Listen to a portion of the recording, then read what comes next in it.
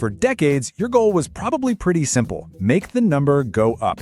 But what happens when the whole game changes? What happens when after a lifetime of saving, you're suddenly supposed to start spending? For so many people, this isn't a victory lap. It's the beginning of a really new and confusing kind of anxiety. So today, we're going to break down the psychology behind that feeling and then lay out a clear, structured way to move from that fear to freedom. This quote just hits the nail on the head, doesn't it? The confidence that built your wealth suddenly disappears when you switch from accumulating to spending. Think about your own journey. For 40, maybe even 50 years, you got really good at one thing: accumulation. Every single instinct you had was wired to make your net worth grow. You became an expert at saving. And then, one day, it all just flips. The goal isn't to accumulate anymore, but to strategically deaccumulate. And that confident financial expert you felt like, all of a sudden, you feel like a total beginner again, just filled with doubt. And I want to be clear, this isn't some personal failure. It's a massive psychological shift that almost nobody prepares you for. There's actually a name for this phenomenon: the money confidence dip. It's that awful feeling where every time you take money out, no matter how small or necessary, it feels way riskier than it should. You could have a 7-figure portfolio, but just spending a few thousand on a trip with the grandkids or even a much-needed home repair, it just triggers this wave of anxiety. It feels like you're doing something wrong. And that's the paradox, isn't it? The more successful you were at building wealth, the harder it can be to actually give yourself permission to spend it. So what is really going on here? Why does everything change so dramatically? Okay, this slide really gets to the heart of the psychological shift. Just look at the left column: accumulating wealth. That was your world for decades, right? It was all about external control. You got a paycheck, you controlled how much you saved. The metrics were so clear. Your account balance was going up. And that clarity, it breeds confidence. It makes you action-oriented. Now look at the right: spending wealth. The game is completely backwards. The control is now internal and it's filled with uncertainty. The main metric is depletion. Your balance is going down. And just that simple shift from a positive growth mindset to a negative depletion-focused one, well, it naturally breeds anxiety and can lead to total paralysis. But this paralysis, it's not you being irrational. It's actually a predictable outcome. See, it's the result of two really powerful psychological forces that suddenly, in retirement, start working against you. The crazy part is, these forces were probably your biggest allies during your entire career. So let's break down exactly what they are. The first force is something called loss aversion. It's a Nobel Prize-winning idea, and it's pretty simple. The pain of losing something feels about twice as bad as the pleasure of gaining that same thing. Losing $100 just stings way more than finding $100 feels good. During your working years, this was your superpower. It made you save, it made you avoid dumb risks. But now, in retirement, that superpower is turned on you. Because every single withdrawal, for groceries, a gift, a vacation, your brain now frames that as a loss from your total savings. So every time you spend, you're triggering that deep, primal, painful emotional response. And the second force is the fixed time horizon. Look, for your whole career, you had the ultimate safety net: your own ability to earn more money. If the market took a dive or you had a big expense, you knew deep down you could just work and earn it back over time. You had this long open runway in front of you. Well, in retirement, that runway is gone. The money you have is, for the most part, all the money you're ever going to have. There are no more paychecks on the way to refill the pot. And this reality, it takes that abstract fear of loss aversion and makes it feel incredibly real and concrete. And right here, you can see what happens when you mix them together. It's a potent combination. You take that intense emotional pain of any loss, that's the loss aversion, and you combine it with the harsh reality that you can't just earn it back, the fixed time horizon. What do you get? You get a mindset that is obsessed with what if? What if the market crashes tomorrow? What if I live to be 105? What if I have a giant medical bill?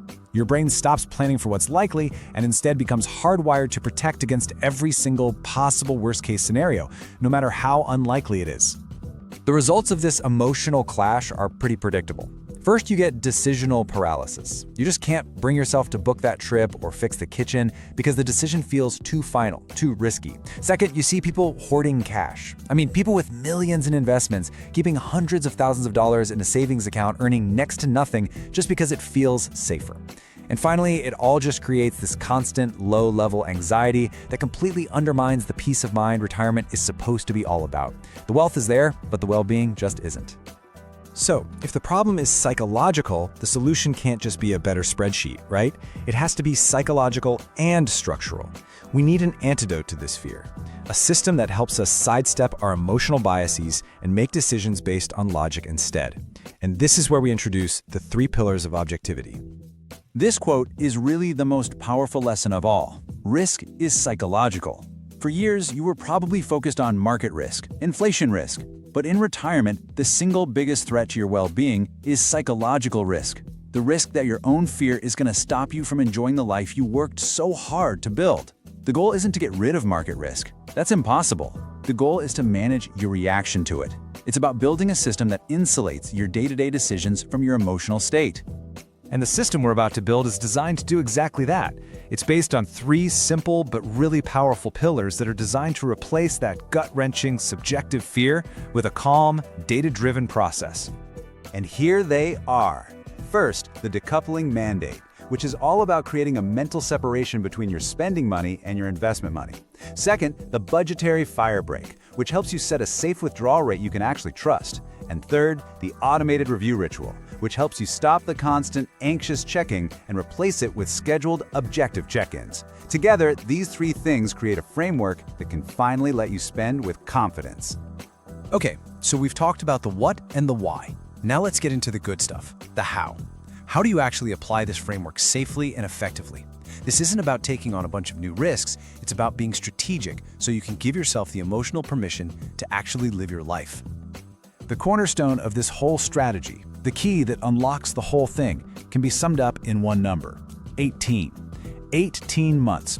Now, this isn't just some random figure. It represents a really powerful psychological buffer. Let's dig into what that actually means. So, here's how it works. You create a totally separate bank account. Let's call it your spending account, and you fund it with 18 months' worth of your living expenses. This money is kept somewhere safe and liquid, like a high-yield savings account. It is no longer mentally or physically part of your investment portfolio. You've decoupled it. Think of it like a shock absorber for your finances. Now, when the stock market has a terrible week, it has absolutely 0 impact on your ability to pay your bills for the next year and a half. This buffer disconnects your daily life from market volatility, and that's what neutralizes the anxiety. So here's the game plan. Step 1, create that 18-month spending buffer we just talked about. Step 2, you're going to label that account your guilt-free spending zone. Any money in that account has already been approved for spending. You have permission. Step 3 is to shift from worrying every day to a calm quarterly review. With an 18-month buffer, you don't need to check your portfolio all the time. Once a quarter is plenty to see if your spending account needs a top-up. And finally, step 4, perform a what-if audit. This audit asks one really powerful question. What is the actual, objective impact of a worst-case scenario? Instead of living with this vague, shapeless fear, you actually model it. Sit down, maybe with an advisor, and run the numbers. What happens if the market drops 40%? What if inflation stays high for 5 years? See, by putting a number to it, you replace a monster in the dark with a manageable problem on a piece of paper. And what you'll almost always find is that the real impact is far less catastrophic than your emotional brain was imagining. And this really brings us to the ultimate goal here. This isn't just about managing money. It's about converting that wealth into well-being. It's about recognizing that the final skill you need to master isn't about how to earn more, but how to live well. And that requires a fundamental shift in how we define success. For decades, the scoreboard was your net worth. A bigger number meant you were winning. But in retirement, that scoreboard has to change. The new measure of success is your well-being, your peace of mind. I mean, what's the point of a huge account balance if you're too afraid to use it to make your life better? That's really a failure to convert financial success into life success. This system is designed to help you make that conversion. And that's the real gift of this structure. It's not a set of rules meant to restrict you, it's a permission slip. Objective planning gives you the emotional permission to spend without that paralyzing guilt. And crucially, it helps you avoid what might be the biggest regret of all, the regret of omission. That deep sadness people feel late in life when they realize they had the money to live more fully, but fear just held them back. So, as we wrap up, let's distill all of this down into one final takeaway and a gentle challenge, a clear first step you can take today to start moving from anxiety toward confidence. So we've learned that this fear of spending isn't some personal flaw. It's the predictable result of those 2 powerful psychological forces, loss aversion and the fixed time horizon, wiring our brains for worry. But the solution isn't to just try harder to fight these feelings. The most powerful insight here is to build a system that works around them. And the absolute key to that system is the 18-month spending buffer. A simple, elegant shield that protects your emotions from the day-to-day noise of the financial markets. So here is your gentle challenge. Not tomorrow, not next week. Today. Take out a piece of paper or open a spreadsheet and calculate exactly what 18 months of your living expenses comes out to. Just doing that calculation is a huge step because it moves you from vague fear to concrete data. And once you have that number, commit to creating that separate spending account. This single act is the most powerful psychological defense you can build for yourself. And we'll end with this. The same discipline that helped you build your wealth is the same thing that will help you enjoy it. It's just a new kind of discipline, one of structure, of automation, and most importantly, of self-permission. By putting a system like this in place, you ensure that all those years of hard work and sacrifice translate into what they were always for: a confident, an enjoyable, and a truly regret-free retirement.